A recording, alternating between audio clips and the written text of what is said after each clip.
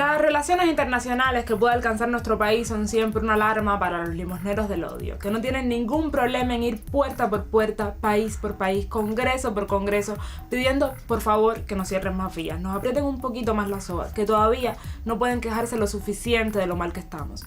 Sobre las últimas paupérrimas victorias con que justificaron su salario, estaremos hablando hoy en Confilo. Quédese con nosotros a rasgar la costura de la manipulación mediática y adentrarnos en la lista filosa de los acontecimientos.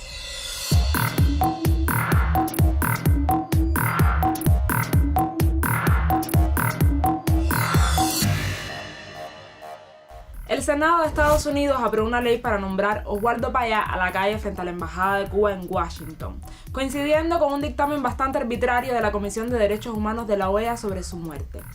¿A qué viene esta decisión y quién es Oswaldo Payá? Les cuento. En el año 2002 hubo un accidente de tránsito en Bayamo en el que fallecieron los opositores Oswaldo Payá y Harold Cepero. Sobrevivieron el ciudadano español Ángel Carromero y el sueco Aaron Modin. En su momento los hechos quedaron bastante claros. El español, que le había sido retirada la licencia por irresponsabilidad al volante, fue culpable del accidente, confesó y recibió condena en un juicio que el cónsul de España en Cuba por esa época calificó de limpio e impecable.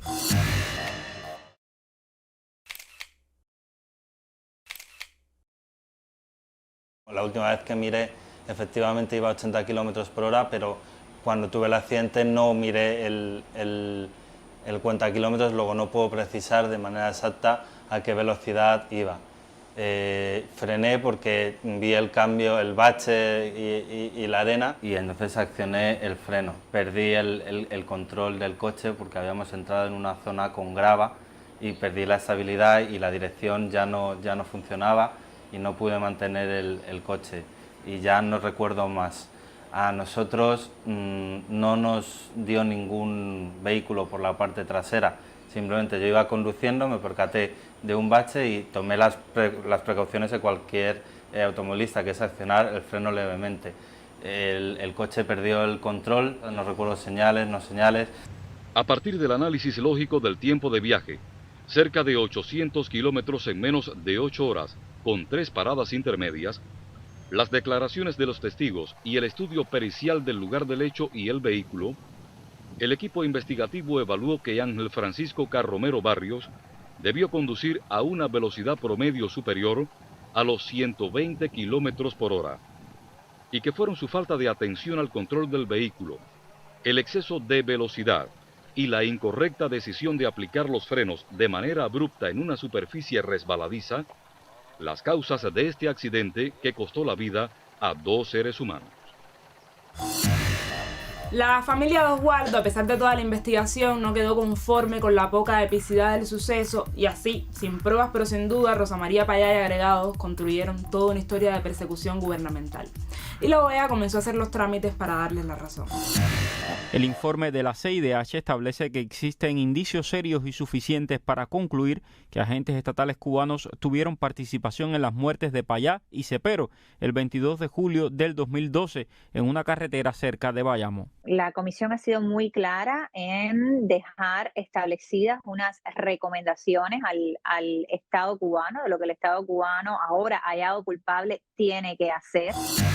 Después de una década de investigación, los indicios serios y suficientes que dicen tener son el cambio de testimonio del culpable, que no se le puede catalogar de ciudadano modelo, e irregularidades según su criterio en el proceso de investigación. Las mismas pruebas que tenían hace 10 años, pero ahora parecen serias y suficientes. La prueba concreta que indique la implicación del gobierno ni existe ni hace falta. Que la OEA insiste en darnos recomendaciones es un hermoso acto de fe, pero por ahora, con que le cambie el nombre a la calle de la embajada, es más que suficiente. En lo que nos recuperamos de tanta canallada, los dejo con Manu en la mira. Wall Street Journal acaba de salir un artículo exclusivo donde dice que China y Cuba han hecho un nuevo arreglo para espiar a los Estados Unidos. Un nuevo arreglo para espiar. 100 millas de Miami, a solamente 90 millas de los Estados Unidos, una base de espionaje electrónico, donde van a intervenir emails, teléfonos, textos, radio, transmisiones militares, rutas de barco, todo lo que tiene que ver con los militares norteamericanos lo van a saber los chinos porque van a estar estacionados en Cuba. La intención de China siempre sabemos que no es buena porque son comunistas. La intención es militar, poder saber lo que los militares norteamericanos están haciendo. Se han metido en el hemisferio, primero dando préstamos, después pagando infraestructura en diferentes países y ahora con una base de espías. Continúa el cuento fantástico en el que el poblado de Bejucal es la sede de una base china para hacer en las propias narices de los Estados Unidos lo que estos hacen todo el tiempo en las narices de todo el mundo. En el mágico caso de que tuviésemos una base china aquí para espiarlos y para emitir 5G, ¿con qué moral pueden venir a hacer reclamos? Imagínense la imprudencia de que primero China hizo una maniobra con un avión como para interceptarlo, pero le pasó sumamente cerca a un avión espía americano que estaba volando sobre el mar del sur de China. Y no fue solo eso, que es un acto sumamente bully y agresivo por parte de China, pero también un barco pasó a cerca de 150 metros de distancia. Un barco chino pasó a 150 metros de distancia a un barco americano que estaba en el estrecho de Taiwán. Digo, ahí estaban el barco y el avión americano a solo 8,000 millas de distancia de Estados Unidos, y China todavía se atreve a hacer ese tipo de maniobras tan agresivas y violentas y poco precavidas. Yo, por si no se habían dado cuenta hasta ahorita, estoy siendo sumamente sarcástico. Es completamente absurdo pensar que un avión espía que está volando sobre los mares de China tenga derecho a volar libremente contra cualquier cosa que se conoce como ley internacional, el excepcionalismo americano en su máximo esplendor, y lo mismo con un barco americano. ¿Qué derecho tiene estar a 8,000 millas de su casa y todavía sentirse ofendido porque un barco chino hace maniobras defensivas para defender su territorio, y lo mismo en el aire? Pero si no sabían esto, vean este hermoso mapita. Esto es lo que me parece muy irresponsable por parte de China. ¿Cómo se les ocurre ponerse en medio de todas estas bases americanas? Pues claro que van a encontrar problemas, ¿no? O sea, pusieron su país en el lugar equivocado, en medio de como 6,000 bases americanas, ¿no? Para variar, aquí las noticias siempre dan este ángulo favoreciendo la narrativa americana de ¡ay, qué violentos China! China haciendo movimientos irresponsables, raspando sus barcos contra los barcos americanos y pasando sus aviones muy cerca de los aviones americanos. Dude, el avión americano y el barco americano están a 8,000 millas de Estados Unidos y están en el mar del sur de China y en el estrecho de Taiwán, que también es China. Lo raro de estas narrativas es que para mucha gente, y entiendo que es gente que difícilmente va a cambiar de opinión, ¿no?, ya crecieron con la idea de que Estados Unidos es el bueno, de que es la policía del mundo y que tienen derecho a hacer este tipo de cosas. Pero es el típico policía que se vuela los rojos, que se estaciona en doble fila, comete infracciones, que abusa del poder. O sea, es exactamente eso. Estados Unidos sí es el policía del mundo, pero es el policía abusivo. Es el policía que todo el mundo odia, que ves en la calle, y al contrario, ¿no? Cuando ves un policía en la calle te preocupa. Ese es el sentimiento que da Estados Unidos en el mundo. Donde Estados Unidos pone bases y donde se comporta de manera policial, crea estrés, crea tensión, crea malestar. Obviamente, ¿por qué? Porque sistemáticamente abusa de ese poder, dobla las leyes, y las leyes siempre aplican para todos, menos para ellos. Es igual que un policía normal, El semáforo rojo es para ti, no para el de tránsito. Es curioso, según este artículo de Infobae, en esa zona fue donde descubrieron los cohetes soviéticos hace 60 años, cuando la crisis de octubre. Resulta que las tecnologías de hoy día no les son suficientes a los espías del norte para tirar unas fotos o tener información que valga la pena. Vaya, ¿qué tal parece que Bejucal es nuestra área 51? A los chinos los vieron bajarse de un ovni y al tema hay que tratarlo con sumo cuidado. Por otra parte, según, de nuevo, Infobae, la Asamblea de la Resistencia Cubana, ni idea de quiénes son, han llamado a hacer un boicot para dejar de comprar cosas chinas. Típico de nuestros contrarios ser tan avispados.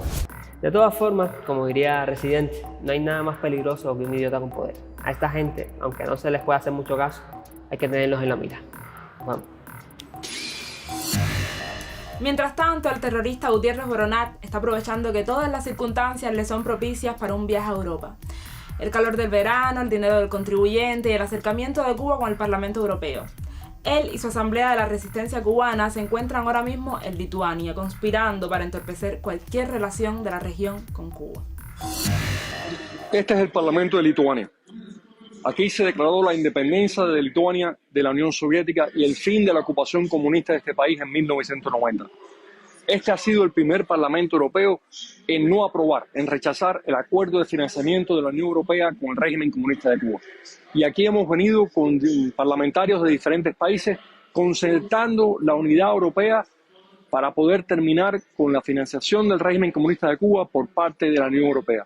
Hemos tenido reuniones muy importantes y acaba de ocurrir un momento muy emocionante cuando en pleno el Parlamento de Lituania saludó a la delegación de la Resistencia Cubana y el Frente Periférico por la Libertad que está aquí presente.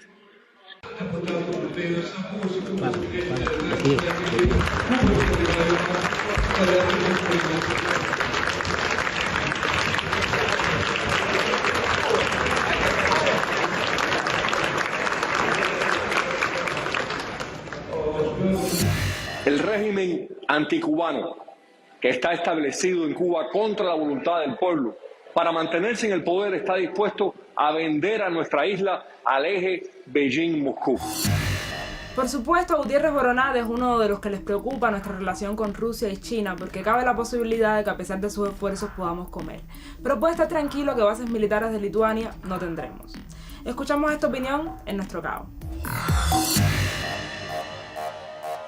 El bloqueo sobre Cuba, la aplicación de la totalidad de esta ley, la aplicación de sanciones, no es un perjuicio que sufren los cubanos y cubanas, es un perjuicio que sufrimos todos y todas. Y es un perjuicio directo a gran parte del sector turístico español. Entonces, con esta premisa también nos dice el propio gobierno de España que, por supuesto, que va a hacer esta protección y que también lo trasladó, lo ha hecho hasta la fecha, también lo trasladó en su reunión con Biden, de tal manera que, si no recuerdo mal, el párrafo número 13 del propio acuerdo que se firmó, en este caso en la última visita del año pasado de Biden, ya se reconoce que se activarán mecanismos bilaterales para que se pueda resolver cualquier tipo de conflicto que haya comercial, económico o tecnológico entre España o cualquier persona física o jurídica que resida o tenga su sede en España